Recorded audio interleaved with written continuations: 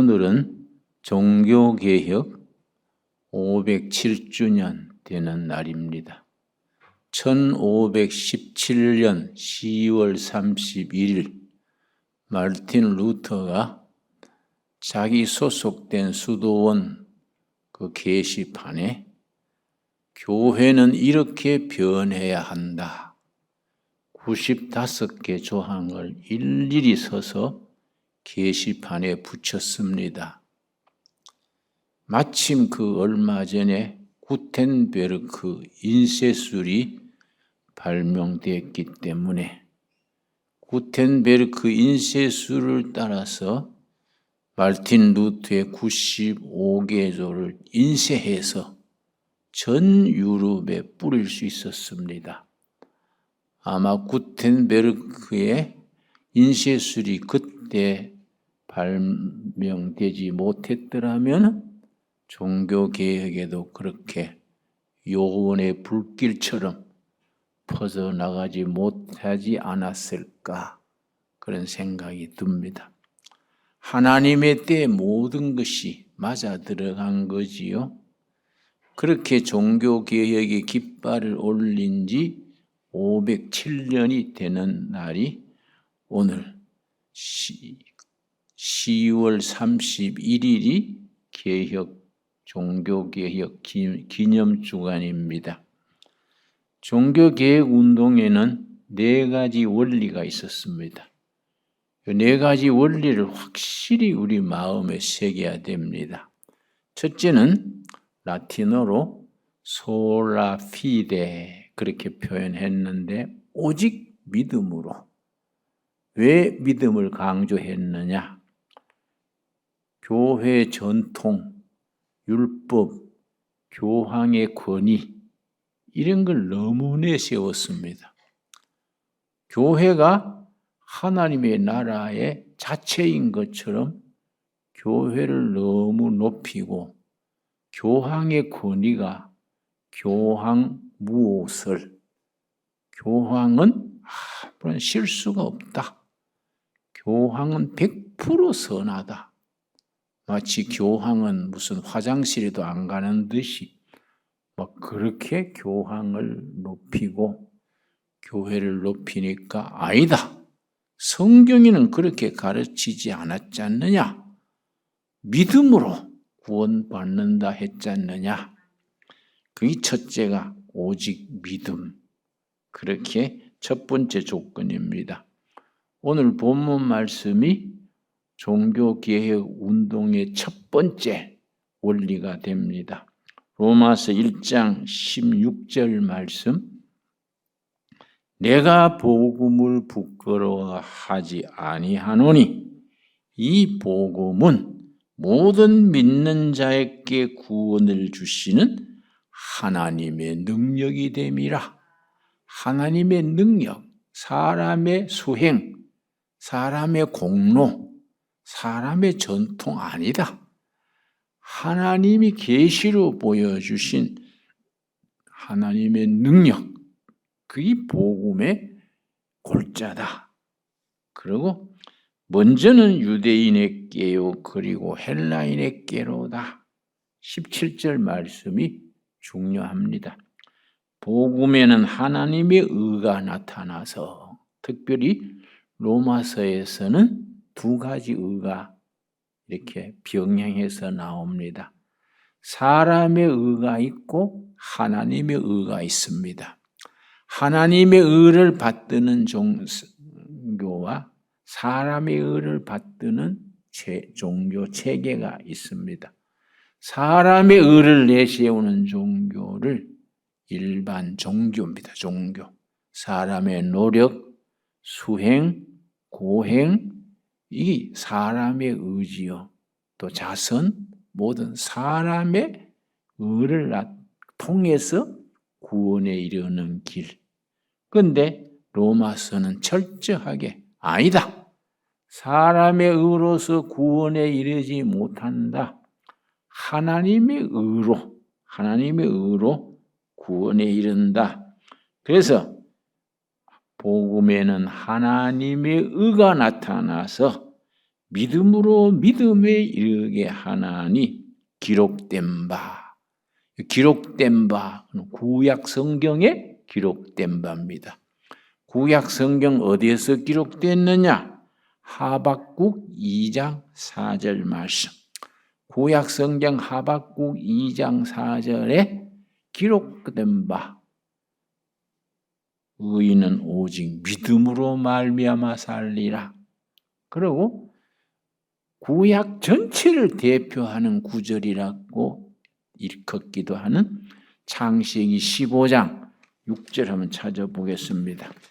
그 구약에서도 믿음으로 의롭게 되는 도리를 먼저 말했다. 창세기 15장입니다. 그래서 창세기 15장을 복음적인 견지에서 창세기 15장을 구약을 대표하는 구절이다. 그렇게까지 일컫습니다. 자, 창세기 15장 5절 6절. 아브라함이 나이가 75세 부르심을 입었는데 자식이 없었어요. 늘 자식을 위해서 기도하고 갈망했는데 하나님께서 아브라함을 데리고 밤에 밖으로 나갔습니다. 5절 말씀, 밖에 나가서 하늘의 별을 다 보여주면서 이걸 하나님의 시청각 교육을 보고 믿을 수 있도록 시청각 교육으로 일러주시기를 15장 5절 그를 이끌고 하나님이 아브라함을 이끌고 밖으로 나가 이르시되 하늘을 우러러 무별을 셀 수 있나 보라. 또 그에게 이르시되 너 자손이 이와 같으니라. 아브라함이 75세 넘어서 자식이 없는데 하늘의 별을 봐라. 네 자손이 하늘 별같이 많으리라. 안 믿어지지요. 하나님 농담하십니까? 이 나이에 내가 매년 쌍둥이를 놓은들 무슨 하늘의 별같이 놓겠습니까? 그래 슴직하지요. 그런데 아브라함이 6절, 이게 구약을 대표하는 구절이다. 그렇게 일컫습니다. 15장 6절. 아브라함이 여호와를 믿으니, 안 믿어질 내용인데 무조건 신뢰하니까 하나님의 말씀이니까 믿습니다. 아브라함이 하나님을 믿으니 여호와께서 그의 의로 여기시고 그 믿음을 보시고 의롭다고 인정을 해주신 겁니다. 이걸 사도 바울이 로마서에서 믿음으로 구원받는 도리를 설명하면서 구약적인 자료, 그걸 논문 쓰는 사람들은 레퍼런스 그래요. 구약적인 레퍼런스를 인용할 때에 창세기 15장 6절을 딱 근거로 해서 뭐라고 설명하느냐 하면은 로마서 4장입니다. 로마서 4장 우리 다 한번 같이 찾겠습니다. 로마서 4장 3절 말씀, 4장 3절 말씀. 성경이 무엇을 말하느냐? 성경 어디냐? 창세기 15장 6절에서 뭐라고 말했느냐? 아브라함이 하나님을 믿음에 그것이 그에게 의로 여겨진 바 되었느니라. 그래서 로마서에서 사도 바울이 믿음으로 의롭게 되는 도리를 설명하면서 구약적인 자료, 레퍼런스를 창세기 15장 6절을 인용해서 구약 성경에 뭐라 했느냐? 아브라함이 믿을 수 없는 것을 믿으니 그것을 의롭다고, 의라고 인정하지 않았느냐? 그래서 이 소라 피데, 여기 중요하지요. 두 번째가 뭐냐면 솔라 그라치아 그래. 오직 은혜로. 사람의 노력, 헌신, 헌금, 업적으로 되는 게 아니다. 하나님의 은혜로 구원에 이르는 거이다. 그래서 에베소서 2장 8절 말씀 우리 천천히 찾으면서 종교개혁의 4대 원리를 성경 공부한다 생각치고 에베소서 4장 7절, 8절 말씀 읽겠습니다. 에베소 어떻게 우리가 구원에 이르는 것이 사람의 노력이나 수고가 아니다. 은혜로, 그라치아가 은혜입니다. 소라 그라치아, 라틴어지요. 오로지 은혜로 구원에 이르는 것이다. 에베소 2장 8절 너희는 그 은혜에 의하여 라틴어로 그라치아, 영어로 그레이스, only grace 오직 너희는 은혜에 의하여 믿음으로 말미암아 앞에 솔라 피데 오직 믿음으로 나왔듯이 그 믿음으로 구원받는 게 은혜로 된 것이지 사람의 수고, 사람의 공로가 아니다.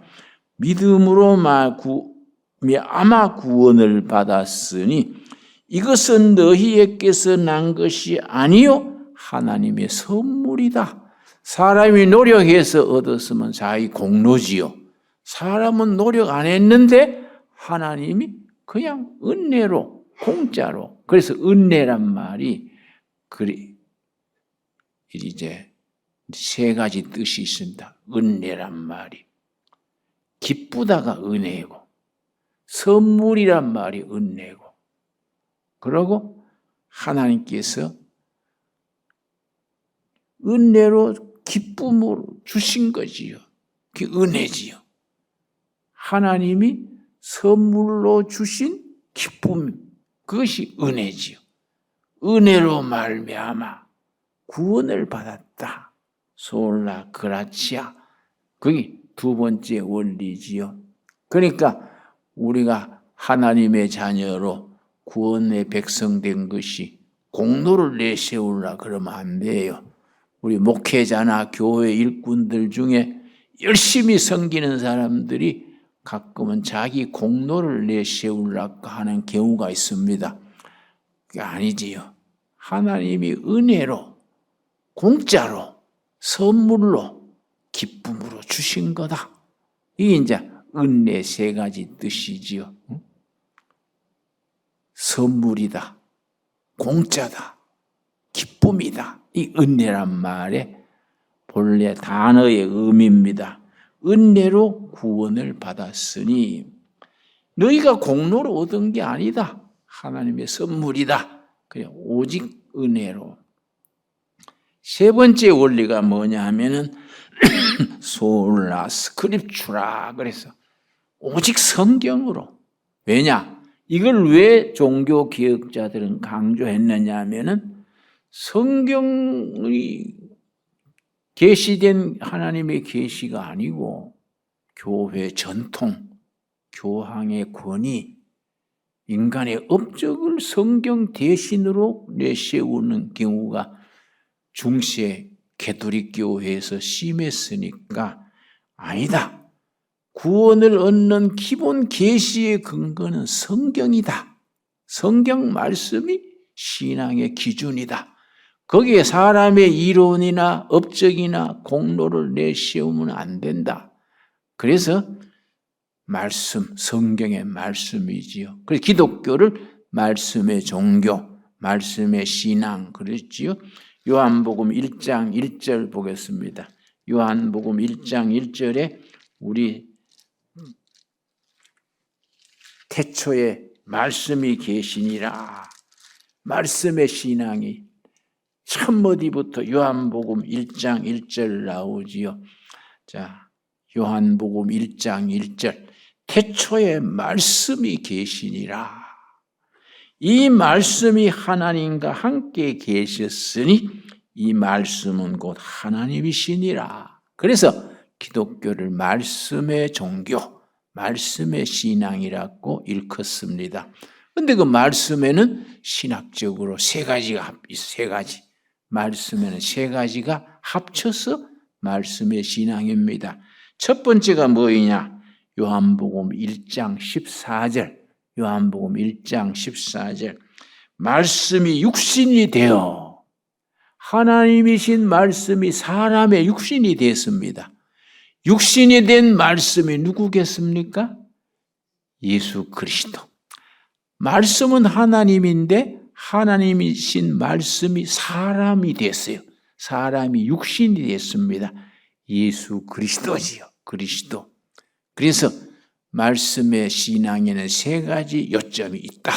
첫째는 육신이 된 말씀, 예수님이시다. 자, 요한복음 1장 14절 우리 한번 같이 읽겠습니다. 말씀이 육신이 되어 우리 가운데 거하심에 우리가 그의 영광을 보니 아버지의 독생자의 영광이요 은혜와 진리가 충만하더라. 이 구절이 참 깊이가 있습니다. 하나님이신 말씀이 사람의 육신이 됐는데 예수 그리스도다. 그런데 예수 그리스도가 이 땅에 육신으로 오셔가지고 우리 가운데 거하심에, 가운데 거한다는 말에 원래 의미를 잘 이해해야 됩니다. 잘못 이해하면은 우리 마음 속에 이렇게 이해하기 쉽지요. 그게 아니에요. 전혀 단어가 달라요. 우리 마음 속에 오신 그리스도가 아니라 삶의 현장 한가운데 부부 사이, 가정생활, 직장생활, 삶의 현장에, 사람 현장에 오신 겁니다. 그래서 오늘 우리 예배 드리는 이 자리에 말씀이 육신이 되신 그리스도가 와 계시는 거예요. 직장생활 하는데 직장생활 그 현장에 예수님이 와서 계시는 거예요. 굉장히 중요한 단어지요. 그런데 우리가 보수적인 교인들, 복음적인 교인들이 잘못 오해하기 쉬운데 육신이 된 말씀 그리스도께서 내 심령 속에, 영어로 표현하면 in my heart, 내 심령 속에 오셨다. 그렇게 오해하기 쉬운 겁니다. in my heart가 아니고 among us, 우리들 사이에 현장에 예수님이 오셨다. 차이가 있지요? 이해가 가지요? 굉장히 중요한 겁니다. 우리 중앙시장, 자갈마당, 자갈치 시장 그 한가운데 예수님이 오신 거예요. 이게 아주 성경, 예수님을 이해하는 데 중요한 요점이죠. 두 번째가 뭐냐? 세 가지가 합쳐져서 말씀이라 했는데 두 번째가 뭐냐? 말씀이 육신이 되어 예수 그리스도. 두 번째는 말씀, 기록된 말씀. 기록된 말씀, 성경이죠. 성경. 성경 외에 다른 기록을 믿으면 그거는 이단이라 그러지요. 이단에 네 가지 기준이 있습니다. 이단이다, 사입이다 할 때 네 가지 기준. 첫째가 뭐냐? 성경 이외에 다른 권위를 내세워서 구원의 조건으로 내세우면 그게 이단이고 사입이 되지요. 그러니까 통일교회는 성경 외에 원리강론이라는 하나 더 있지요. 또 여호와의 증인인가 무슨 거기 보면은 또 스미스라는 분이 미국에서 계시를 받아가지고 어떤 숲에 들어가서 나무 밑에 파봐라. 계시를 받고 가서 팠더니 거기에 옛날 기록된 책이 나왔지 않은 거지요. 그걸 성경과 함께 같이 믿는 겁니다. 그래서 성경 마지막 장 22장, 요한계시록 22장 19절 말씀, 18절 19절이 성경 위에 다른 것을 계시의 권위로 내세우면 이단이라는 겁니다. 사입이라는 겁니다.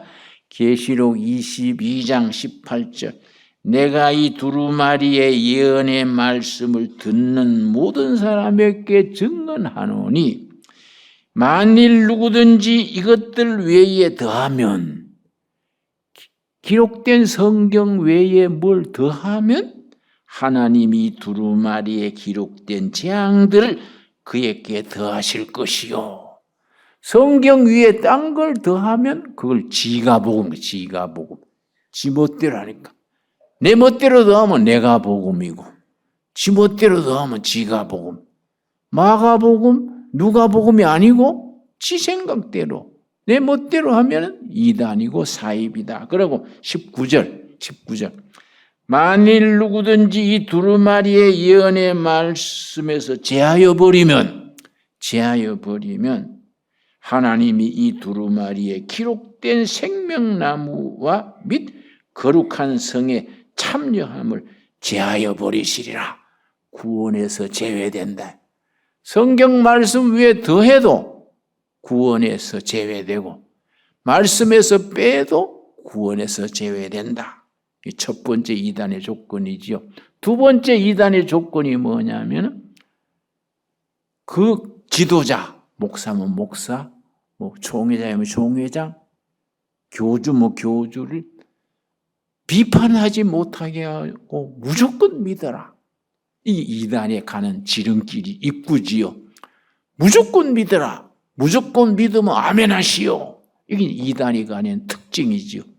우리 기독교 신앙은 2000년 역사에 끊임없는 비판, 반성 거쳐서 참 이렇게 자라온 교회인데 제대로 안 된 지도자들이 무조건 믿으시오. 믿으시면 아멘 하시오. 이런단 말이야. 이거는 사이비로 가는 지름길이지요.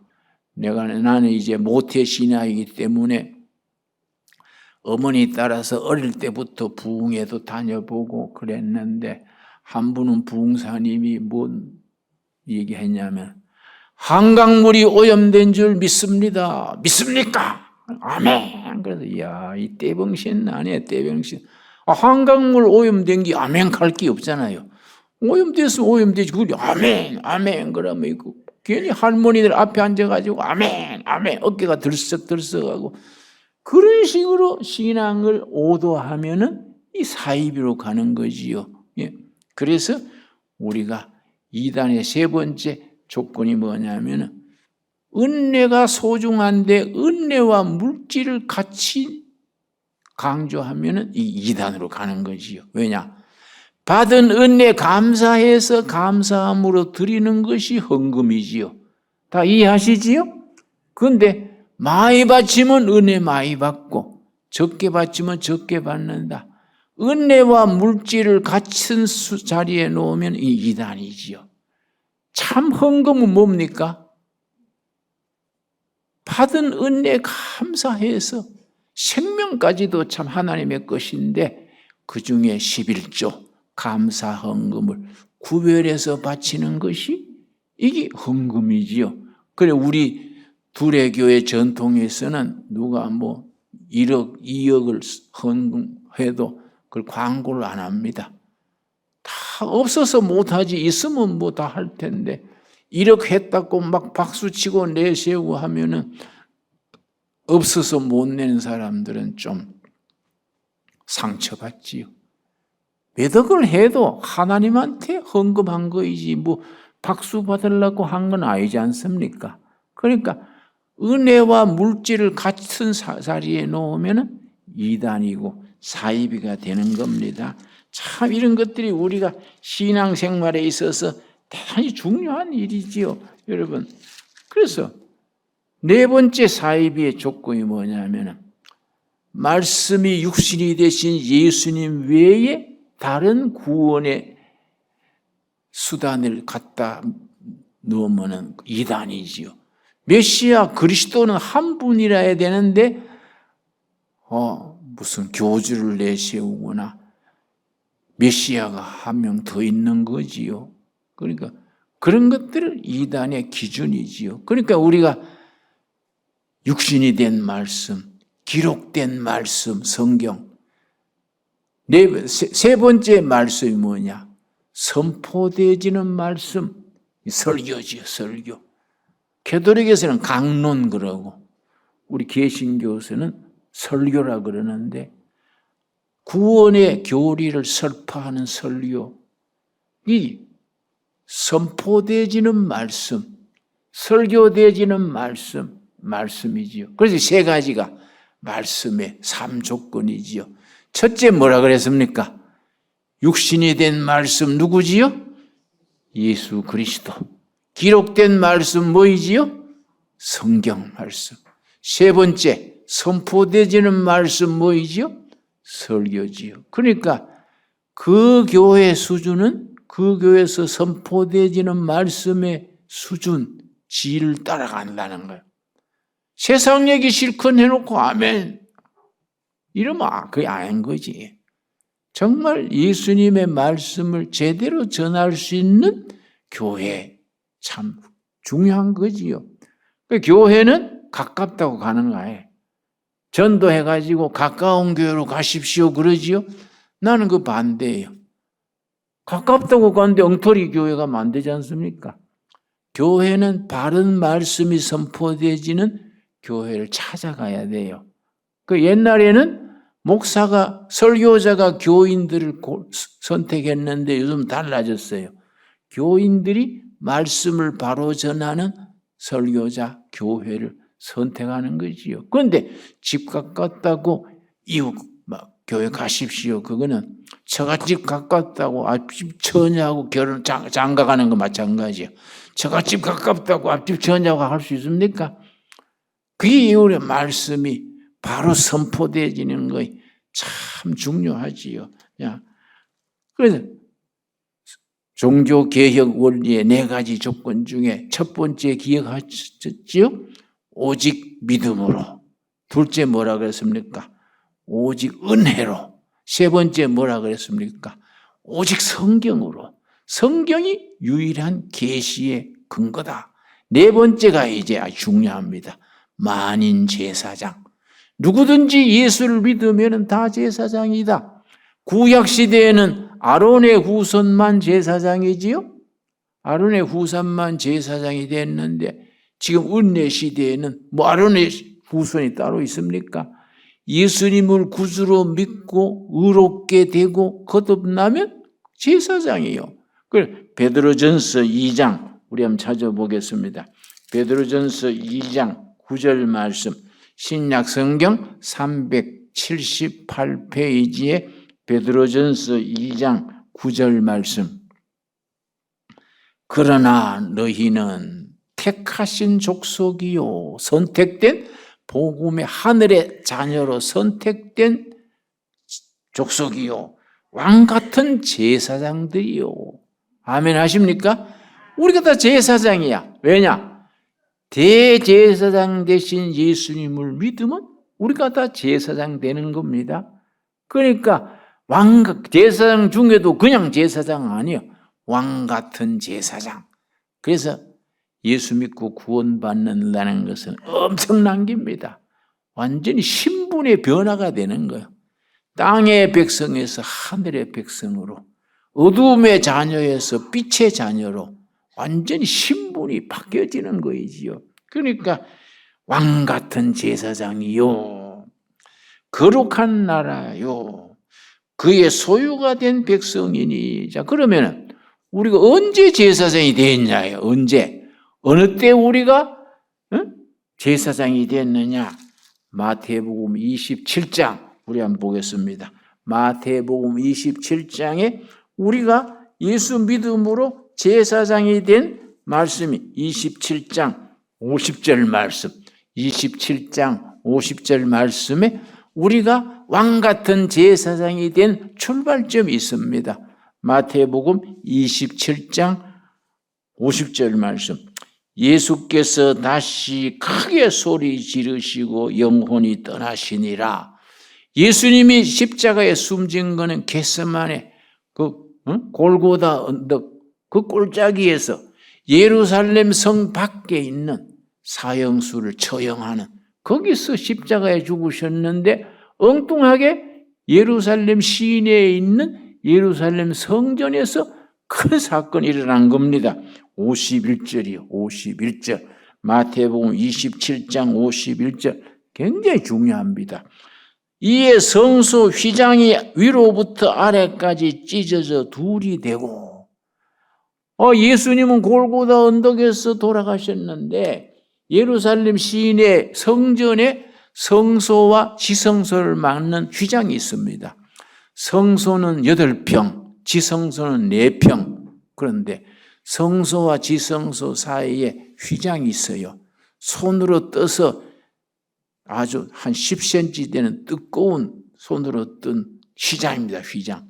높아요. 높은 데 있는 이 휘장이 예수님이 십자가에 딱 숨지자마자 성소 휘장이 위에서부터 아래로 탁 찢어진 거예요. 아래에서 찢어졌으면 사람이 찢어졌다 할 수도 있겠지요. 위로부터 찢어져 둘이 된 거지요. 성소 휘장이 옛날 그리로 대제사장이 1년에 한 번씩 성소 휘장을 제치고 성소에서 지성소로 들어갔거든요.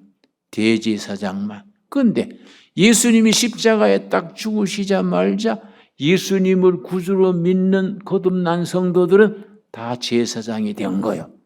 그래서 성소에서 지성소로 들어가는 길이 확 열린 겁니다. 이해갑니까? 그때부터 성전 휘장이 찢어지면서 우리가 왕 같은 제사장이 된 거지요. 그 히브리서에서 9장, 7장, 거기에 7장, 8장에서 뭐라 했냐면 그 휘장은 곧 예수 그리스도다. 히브리서에서 말했어요. 성소와 지성소를 막고 있는 휘장이 바로 예수님의 몸이다. 성소 휘장이 찢어진 것은 예수님이 몸이 찢어진 것이다. 찢어진 그 사이로 우리가 왕 같은 제사장이 돼서 지성소로 통과하는 거예요. 그래서 이게 왜 중요하냐 하면은 뭐 구약 시대는 말할 것 없지만은 중시의 종교 개혁 이전에는 신부님은 제사장이고 성도들은 그냥 성도로 생각했는데 마르틴 루터, 칼빈, 쭈빙그리, 후스 이런 종교 개혁의 대선배들이 이 말씀을 바로 전하니까 사람들의 인식이 바뀐 거예요. 16세기 그때 종교운동의 지도자들은 꼭 같은 점이 있습니다. 루터나 칼빈이나 찌빙글이나 후스나 꼭 같은 점이 뭐냐면 전부 성경학자예요. 성경에 도통한 사람들이에요. 성경 말씀으로 종교개혁 운동이 일어난 거지요. 자, 그런데 그 성경 말씀으로서 뭐 다 우리가 제사장 된 거이다. 그러니까 역사가 일어난 거예요. 옛날 한국도 그렇지만은 백정 있죠, 백정. 백정은 서양에서도 백정하고 대장간쟁이들은 사람 취급 안 했어요. 백정 대장간은 시내 못 들어오게 했습니다. 시내 밖에서 백정했는데 우리도 옛날 백정이라고 얼마나 괄세했습니까? 그런데 백정이 말씀을 듣고 보니까 마르틴 루터의 말씀을 듣으니까 아니 우리도 제사장이잖냐? 이거는 완전히 예수님 안에서 신분이 해방이 된 거예요. 그래서 이 말씀을 통해서 긍지가 생긴 거예요. 야, 나도 제사장이구나. 기죽고 살 일이 아니다. 어깨 힘주고 살자. 그래가지고 너무 감격해가지고 자기들의 성을 미스터 베처러가 백정입니다. 백정. 우리 집안 성은 백정이다. 미스터 베처러. 그만큼 긍지가 생긴 거예요. 그리고 대장간쟁이가 영어로 스미스입니다. 스미스. 야, 우리 집안 성이 미스터 스미스다. 스미스. 기죽고 살지 말자. 우리가 다 직업이 대장간이지 하나님은 우리를 의인으로 구원받은 백성으로 왕같은 제사장으로 인정해준다. 그 누가 뭐 대장간제라고 흉을 보면 어째서 내가 하나님이 왕같은 제사장으로 인정했는데 네가 먹고? 자신감이 생긴 거야. 그러니까 직업에 역사가 일어나니까 거기서부터 산업혁명이 일어났어. 왜냐? 옛날에 신부나 목사나 왕족이나 이런 사람만 거룩한 사람인데 종교개혁운동의 대장간 하는 제사장, 백정제사장, 신부제사장, 목사제사장, 평등이에요, 평등. 직업에 대해서 자신감이 생기니까 거기서 산업혁명이 일어난 겁니다. 그 얼마나 놀라운 가치관의 변화요. 성경 말씀으로 예수를 믿게 되면은 사고방식이 바뀌는 거예요. 가치관이 바뀌는 거예요. 그러니까 얼마나 이 참 종교개혁 운동이 그 시대에 큰 영향을 미쳤겠습니까? 자, 우리 종교개혁 운동의 4대 원리 우리 복습하고 마치도록 하겠습니다. 첫째 뭐라고요? 오직 믿음, 솔라 피데. 두 번째 뭐라고요? 오직 은혜, 솔라 그라치아. 세 번째 뭐라고요? 오직 성경, 솔라 스크립추라. 네 번째가 뭡니까? 네 번째, 만인제사장. 만인제사장이 언제 이루어졌다 그랬습니까? 마태복음 27장에 예수님이 십자가에 딱 죽으시자마자 성전 휘장이 위에서 쫙 찢어졌어. 누구든지 예수 믿고 구원받은 사람은 지성소로 통과. 다 제사장인 거야. 아멘이 됩니까? 예? 다 어깨 힘주고 어깨 펴고 그렇게 우울하게 그렇게, 예?